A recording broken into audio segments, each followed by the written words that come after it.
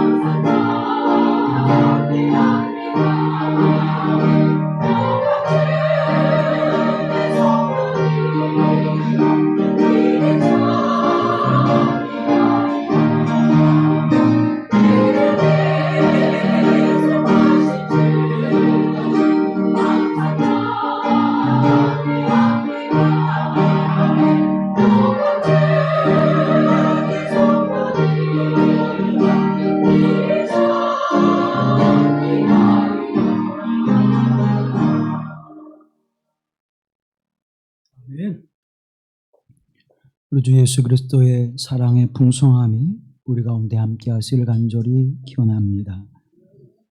우리가 매주 예수님께서 십자가상에서 하신 말씀을 묵상하고 있습니다.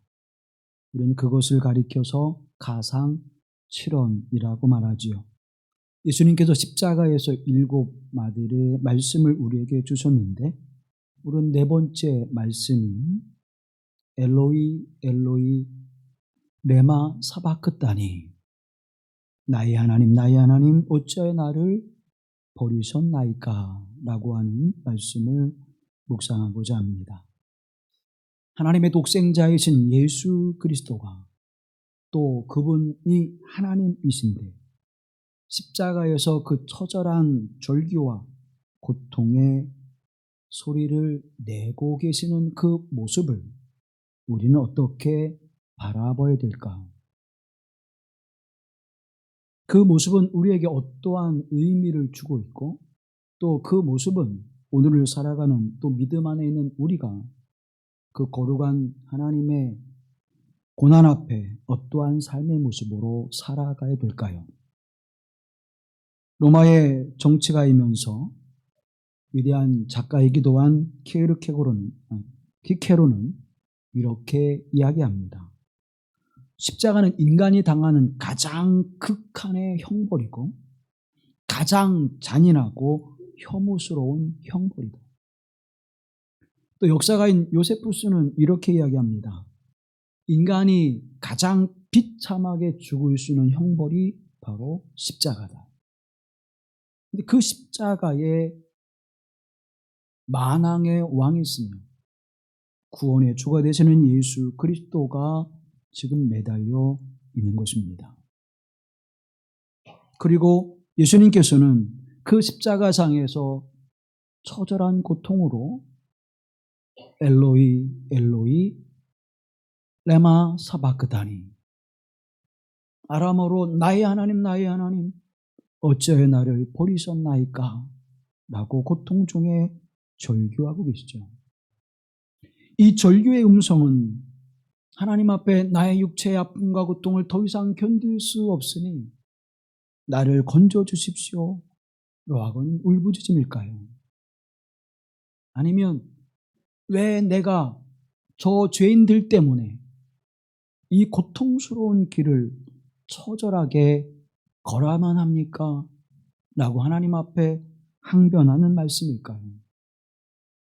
아니면 너무나 견디기 어려워서 분노 가운데 그 말씀을 쏟아 놓으시는 걸까요?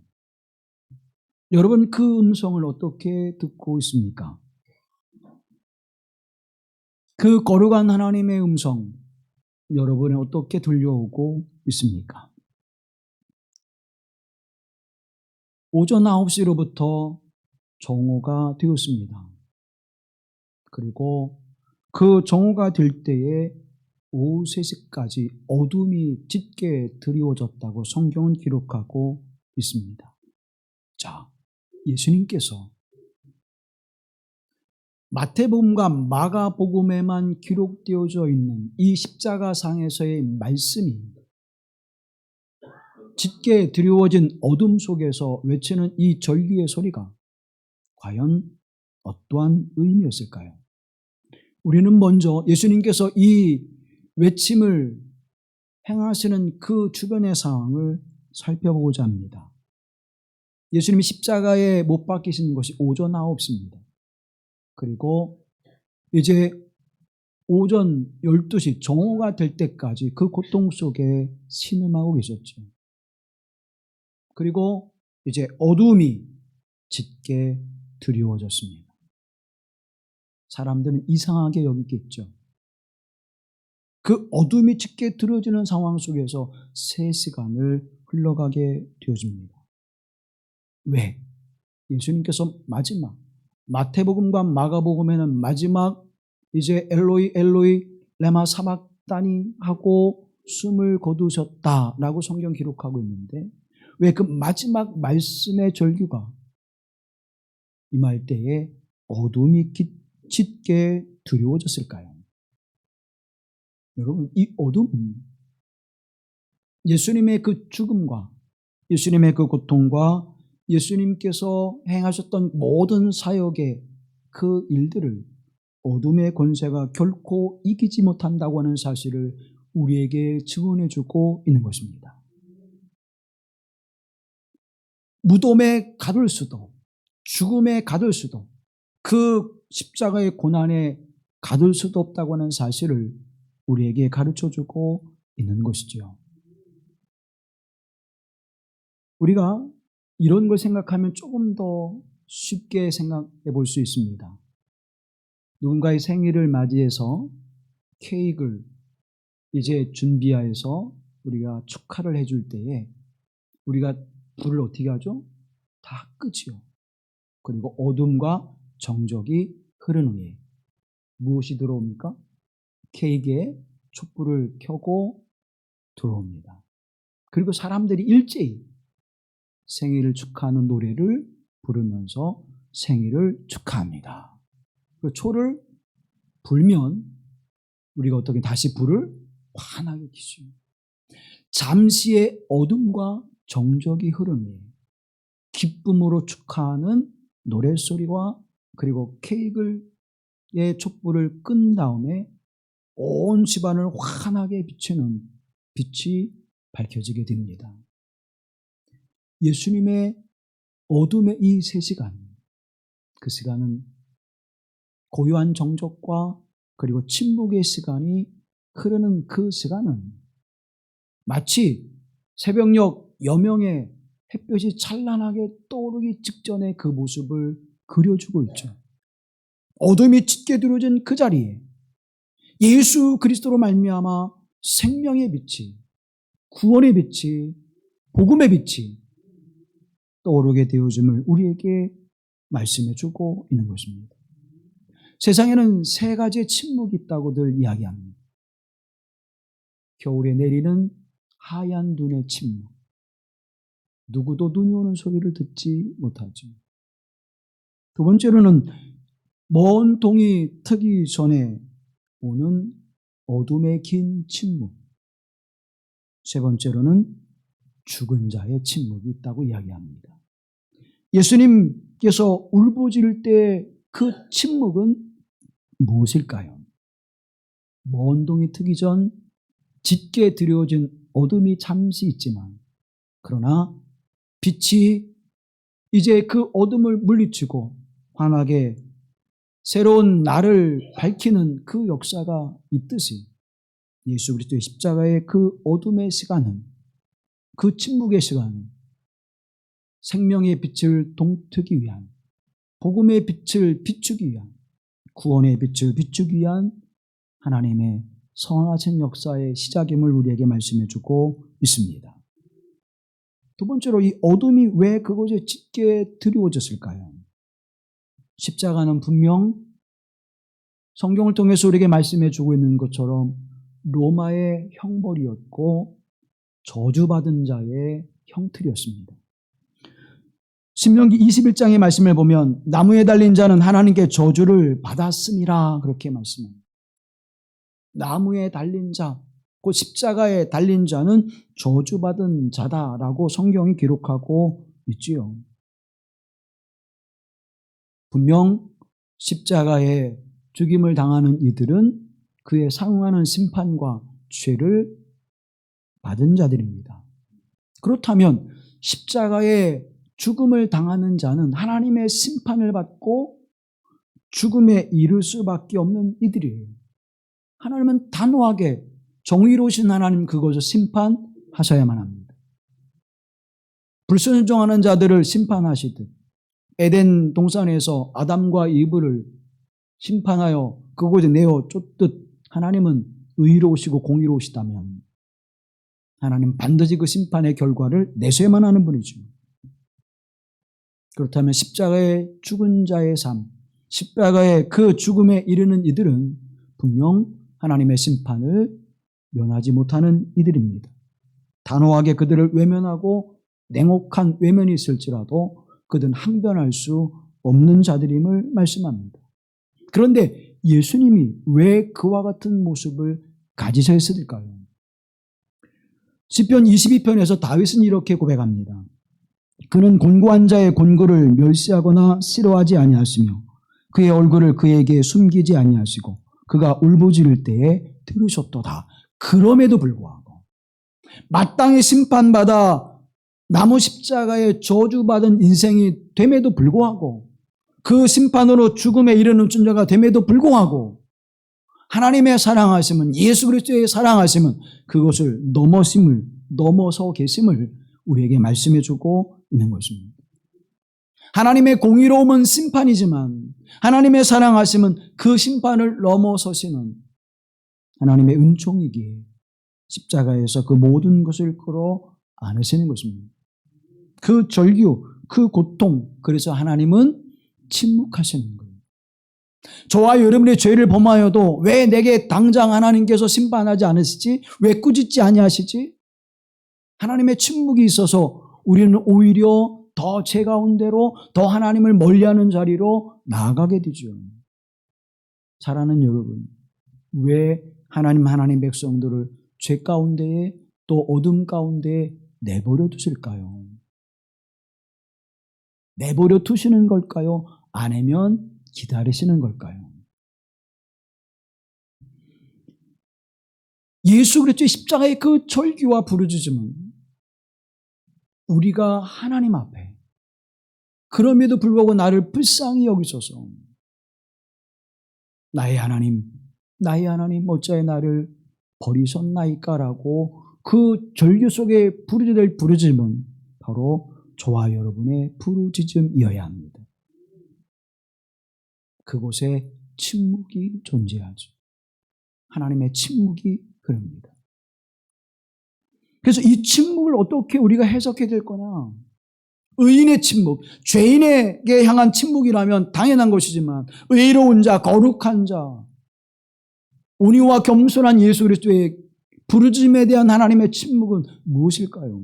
그래서 그 침묵에 대하여 우리가 묻고 하나님 앞에 깨달음을 얻기 위해서 간구하죠. 그래 주신 말씀이 뭡니까? 욥기서의 말씀입니다.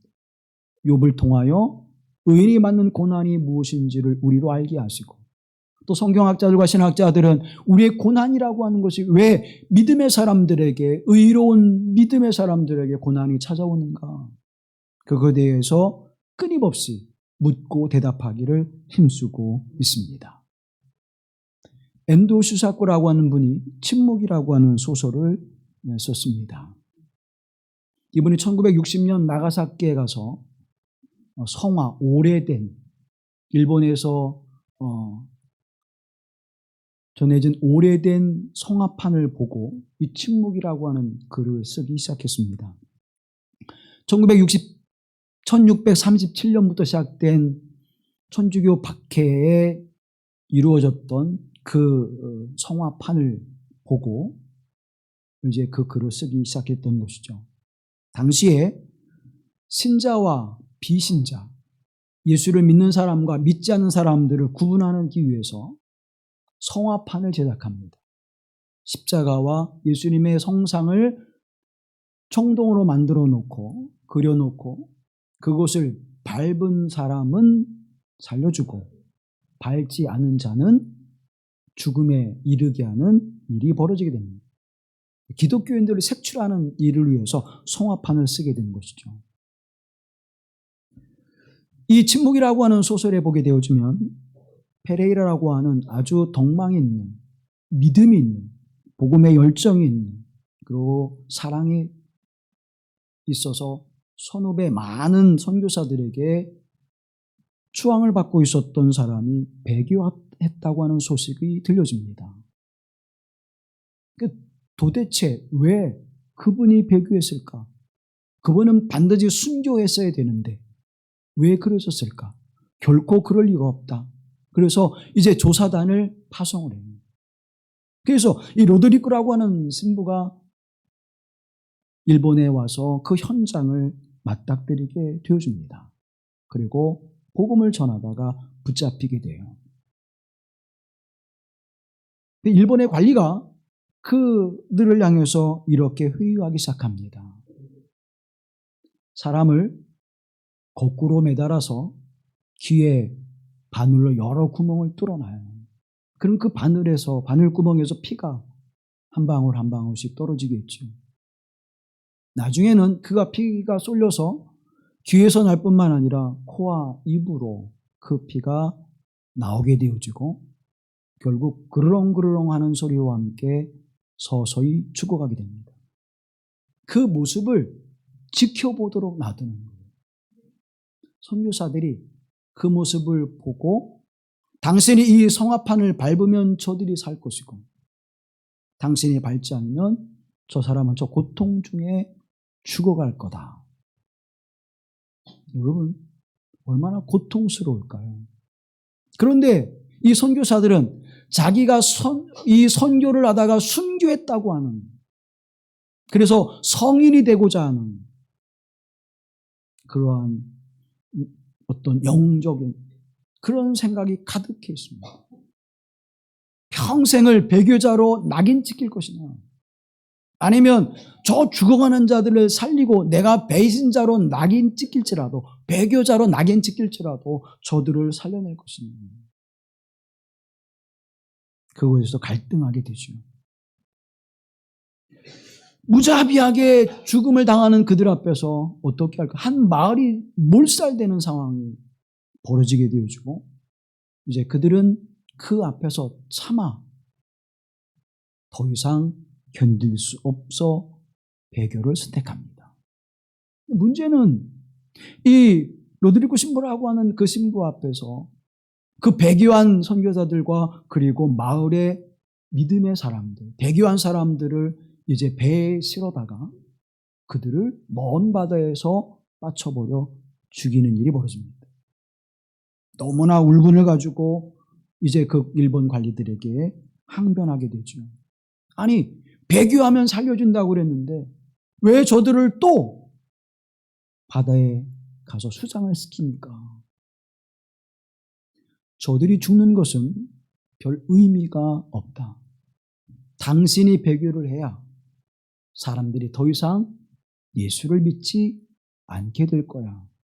그래서 저들을 그렇게 비참하게 처절한 고통에 당하는 것을 당신이 보고 있는 것이다 라고 이야기를 해요. 자, 내가 성화의 판을 밟지 않으면 배교한 자들도 수장되어지고 또 믿음을 지킨 자들은 거꾸로 매달아 한 방울 한 방울 피를 흘리면서 고통 중에 죽어가게 되어집니다. 멘도스 사건은 침묵이라고 하는 소설을 통해서 이렇게 이제 대답을 줍니다.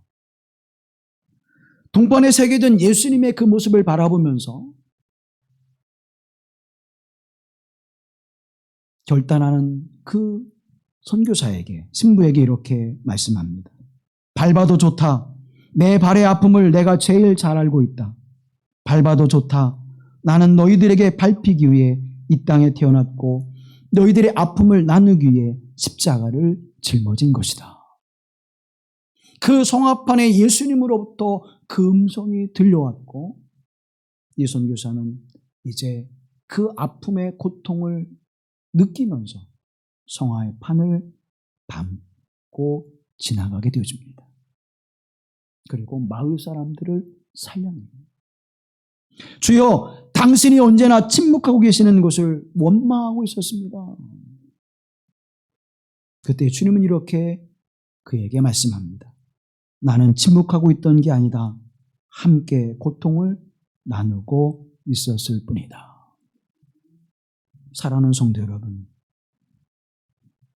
예수님께서 십자가에 매달리셨을 때 그 곁에 있었던 사도 요한과 예수님의 어머니 마리아, 예수님의 이모였던 살로메, 그리고 막달라 마리아만이 그 고난을 바라보면서 그 고난의 현장에서 눈물을 훔치고 있었습니다. 그러나 다른 사람들은 어떻게 했죠? 당신이 하나님의 아들이라면 당신을 먼저 구원해야지. 당신이 메시아라면 당신이 먼저 십자가에서 구원받아야지. 그러면서 조롱하고 비난하고 비아냥거렸습니다.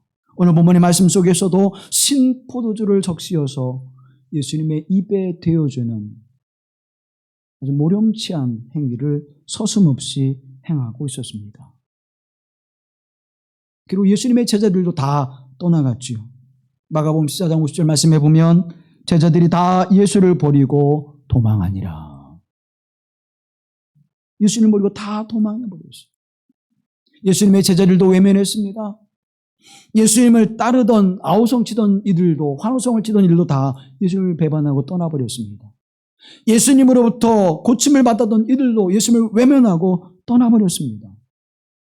하나님도 그 십자가 앞에서 아무런 말씀을 아니하시고 침묵하고 계십니다. 여러분, 죽음이 그렇게 쉽게 우리에게 이길 수 있고 견딜 수 있는 것일까? 결코 그렇지 않지요. 사도 바울은 죽음을 향해서 이렇게 이야기합니다. 죽음아, 너의 쏘는 곳이 어디 있느냐? 너의 아픈 곳이 어디 있느냐? 죽음은 쏘는 곳이고 아픈 곳이고, 죽음은 누구나에게 고통과 아픔이라는 거예요. 예수님도 십자가에서 그 고통과 아픔을 경험하고 계시는 것입니다. 그래서 예수님께서는 어찌하여, 레마라고 하면서 어찌해, 왜 이런 말을 해요. 어찌하여 왜 내가 하나님으로부터 버림을 받아야 되고 사람들로부터 버림을 받아야 됩니까? 라고 울부짖고 계시는 것입니다. 이 고통의 삶의 자리에 있는 그 조롱의 대상이 된 예수 그리스도의 삶의 자리에 어찌하여 왜 레마라고 하는 그 말씀의 의미는 무엇일까요? 왜 버려져야만 하셨을까요?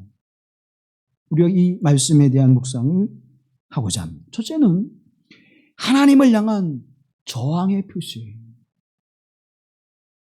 무슨 말씀인가 하면 하나님께서 왜 의로운 자의 삶의 모습을 이렇게 내버려 두십니까? 믿음의 삶의 자리에 왜 내버려 두십니까?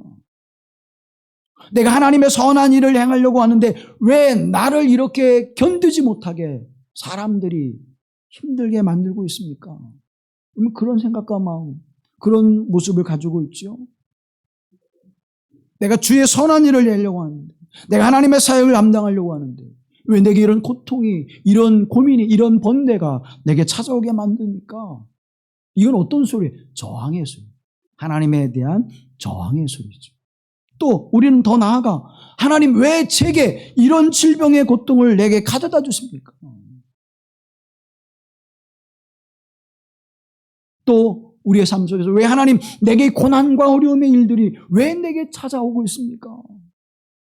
여러분 한 번쯤은, 아니 하루에도 몇 번씩 왜, 어찌하여 이런 탄식과 부르짖음을 우리가 가지고 있지요. 예수님께서 바로 그 물음을 갖고 하나님 앞에 울부짖은 것입니다. 하나님, 왜 이러한 일들이 내게, 이 아픔이, 이 고통이, 왜 이러한 슬픔이 내게 와야만 한 것입니까? 하나님을 향해서 부르짖는 질문입니다. 어찌하여 나를 버리시나이까? 예수님께도 동일한 모습으로, 우리와 동일한 모습으로 십자가상에서 하나님을 향해 외치고 있는 것입니다. 또 두 번째의 모습은 이 예수님의 삶의 모습이 그렇게 믿음 안에서, 말씀 안에서, 은혜 안에서 살아간 이들이 받는 의로운 자의 고난에 연대하고 계시다고 하는 사실을, 함께 동참하고 계시다고 하는 사실을 우리에게 보여주고 있는 것입니다. 너희들만 그렇게 고난과 어려움 속에 있는 것이 아니야. 하나님의 말씀을 따라 하나님의 거룩한 구원의 사역을 이루는 나에게도, 죄가 없는 우리가 아닌 예수 그리스도에게도, 죄 있는 우리는 마땅히 십자가의 저주를 받아 심판을 받아야 되지만, 그러나 예수님은 죄 없으신 분인데, 그래서 백부장이 그 모습을 바라보고 이분은 진실로 하나님의 아들이다, 죄 없으신 예수님을 십자가에 못 박았다라고 탄식하며 회개의 눈물을 흘리는 그 예수님이세요. 그런데 우리는요, 우리의 죄값으로 이미 우리는 죽음의 심판을 받은 이들이에요. 우리에게 어떤 일들이 와도 우리는 그것에 대해 항변할 수 없는 자들이에요. 그런데 그럼에도 불구하고 하나님 앞에 건져냄을 받아 믿음으로 살아가고자 서 있는 우리이지만, 주님은 그들에게 오는 고난과 어려움을 향해서 그 아픔을 함께 끌어안고 가시는 것입니다. 주님 우리에게 말씀합니다. 수고하고 무거운 짐진 자들아 다 내게로 오라. 내가 너희 고민과 고뇌와 너의 인생의 아픔 속에 동참하고 있다. 내가 너희를 쉬게 해줄 거야. 내가 너에게 평안을 줄 거야. 왜? 내가 그 고통과 아픔과 인생의 고뇌를, 너희들이 흘리는 고통의 눈물을 내가 알기에 우리 주님은 우리에게 위로와 소망이 되는 줄로 믿습니다. 우리가 말할 수 없는 고통 중에 있을 때, 우리가 말할 수 없는 원망 중에 분노하고 있을 때에 우리에게 말을 건네주는 것도 때로는 위로가 되지 않을 때가 많습니다. 오히려 귀찮아지고 상처가 될 때가 있어요. 그런데 아무 말 없이 우리에게 다가와서 그저 곁에 서서 지켜주고 있는 그 한 사람 때문에 위로가 되고 소망이 될 때가 있습니다. 그저 같은 마음으로, 같은 심정으로 함께 있는 그 모습 때문에 우리에게 위로와 소망이 되는 그 삶의 모습을 예수님께서 우리에게 동일하게 그 모습으로 다가와 계시다고 하는 사실입니다. 또 하나의 모습은 예수님께서 정오의 그 고통 속에 계실 때 어둠이 시작되어지고 오후 3시까지 그 어둠이 짙게 들어졌다고 성경이 말씀해 주고 있습니다. 그리고 예수님께서 엘로이 엘로이 레마 사바크다니 그렇게 울부짖었죠. 여러분, 이스라엘 백성 유대인들이 성전에 올라가 기도하는 시간이 언제지요? 오전 9시, 정오 12시, 오후 3시. 예수님이 십자가에 달리신 시간이 오전 9시. 어둠이 들어지기 시작한 시간이 12시. 예수님이 숨을 거두신 시간이 오후 3시. 자, 우연일까요? 9시, 12시, 3시는 어떤 시간입니까? 기도 시간이에요. 하나님의 성전을 향해 올라가 기도하는 시간입니다. 이 기도 시간에 예수님의 부르짖음, 나의 하나님, 나의 하나님, 어찌하여 나를 버리셨나이까? 예수님께서 하나님 앞에 기도할 때는 어떤 단어를 썼습니까? 아버지요. 복음서를 읽어보면 예수님께서 기도하실 때 아버지요 라고 기도하셨는데 이 본문의 말씀에는 나의 하나님 그렇게 고백하고 있는 것입니다. 나의 하나님이시요. 이건 뭐예요? 믿음의 고백이에요. 그 십자가의 자리에서 부르짖는 우리의 모습을 그대로 그려주고 있는 것입니다. 십자가에 달려있는 예수 그리스도, 그래서 버림받은 예수 그리스도. 그러나 나는 너희를 버리지 않아. 너의 고난과 아픔을 끌어안고 이 십자가에서 사랑과 용서의 은총으로 하나님의 공의를 덮으시는 하나님의 그 크신 사랑, 그 사랑으로 내가 너희와 함께 하고 있음을 우리에게 증언해주고 있는 것입니다. 내가 이 고통을 받음으로 너의 고통을 내가 끌어안고 가고 내가 너희에게는 용서와 사랑을, 내가 너에게는 화해케 하는 삶의 은총을. 그래서 예수님께서 이 말씀을 하시고 운명하시더라 숨을 거두셨다라고 성경이 기록하고 있는데, 이 어둠이 드리워져 예수님께서 절규하실 때 성전에 무엇이 찢어지죠? 휘장이 갈라집니다. 무엇입니까? 막혔던, 하나님과 우리의 삶에 막혔던 그것이 갈라져서 이제는 통로가 되게 하시는 거예요. 걸어가신 하나님의 그 놀라우신 은총, 사랑으로 우리의 모든 것을 덮으시고 승리하시는 예수 그리스도의 은총이 이제 이루어지는 것입니다. 어두움을 이기시는 거룩한 빛이 우리에게 임하게 되는 것입니다. 죽음의 고통을 넘어서는 하나님의 생명의 충만함이 우리에게 주어지는 것입니다.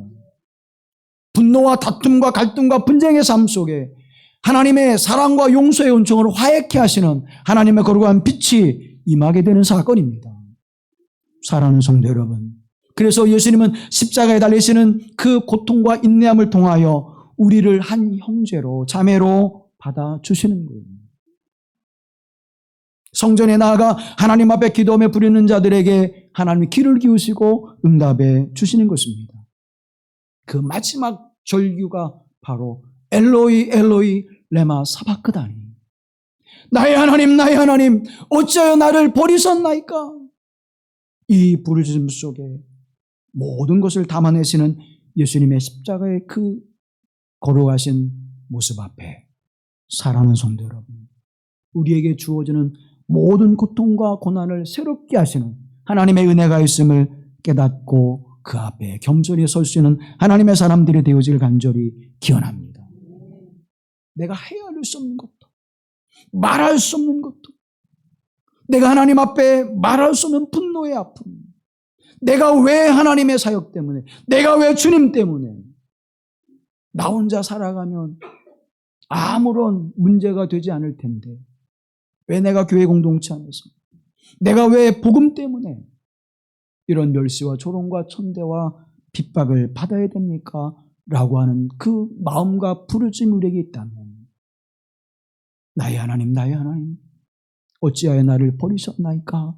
하시는 주님의 음성을 여러분 다시 듣기를 간절히 권면합니다.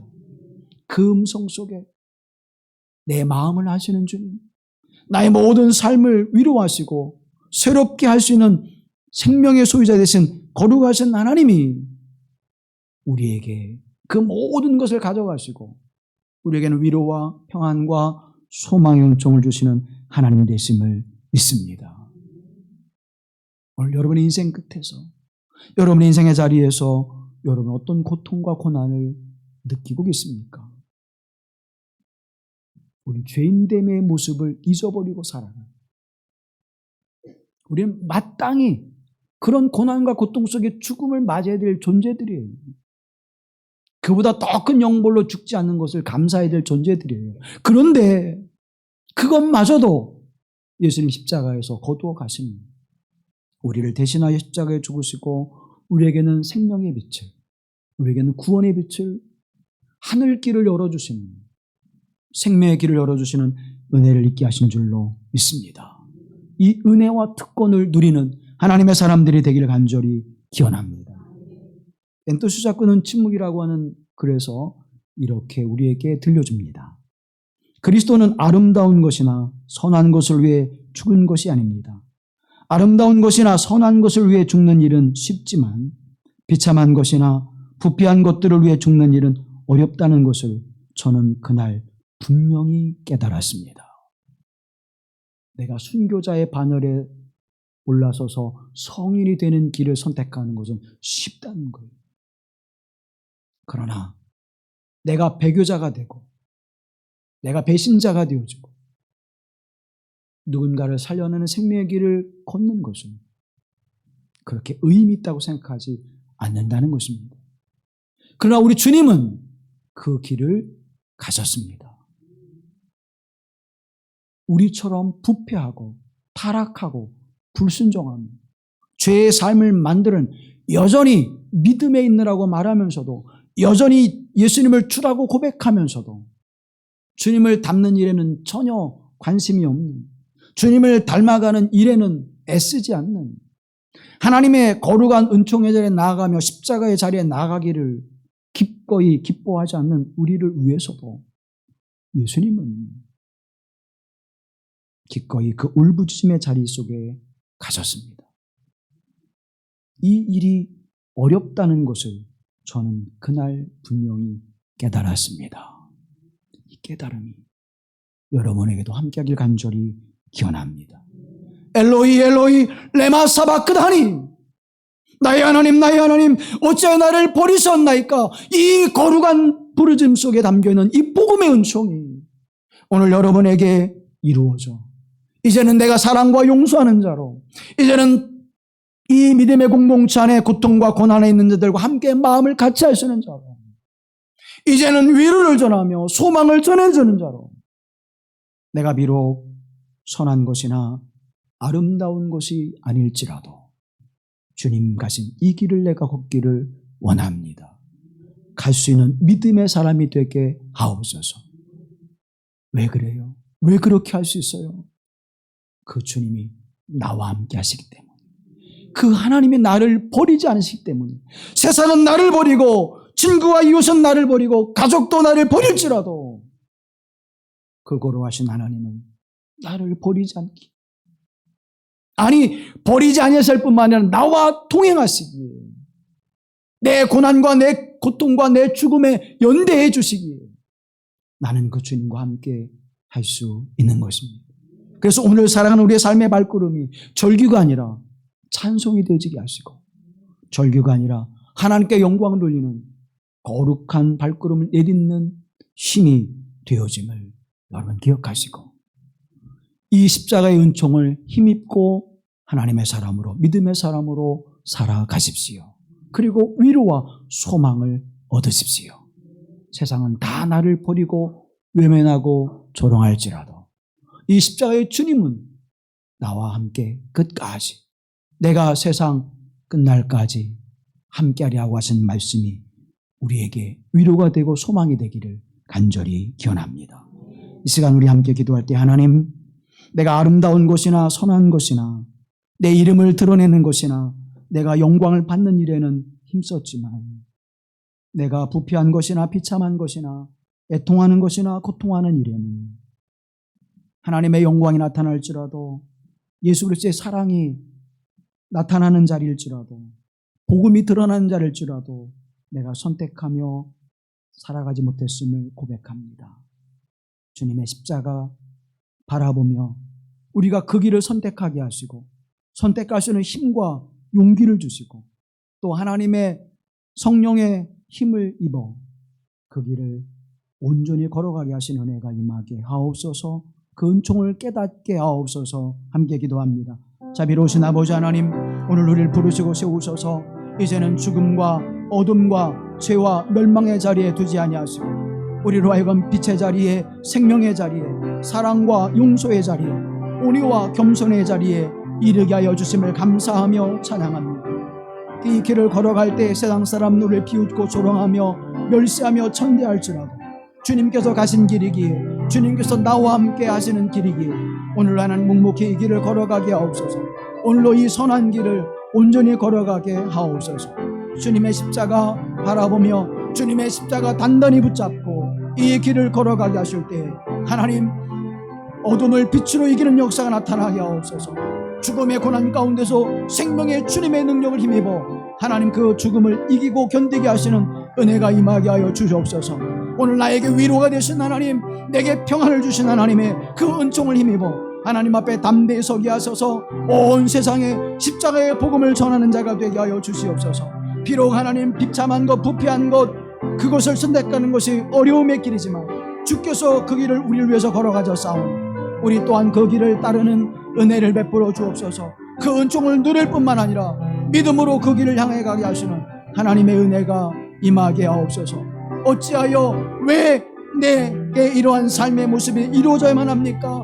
부르짖는 그 순간에도 주님은 우리와 함께 하시고 나의 친구가 되시며 나를 보시라 부르시는 주님의 음성 듣게 하시고 위로받게 하시고 소망을 얻게 하시고 담대하게 주님과 이 길을 걸어가게 하옵소서. 우리를 구속하신 예수 그리스도의 이름으로 기도하옵나이다. 아멘.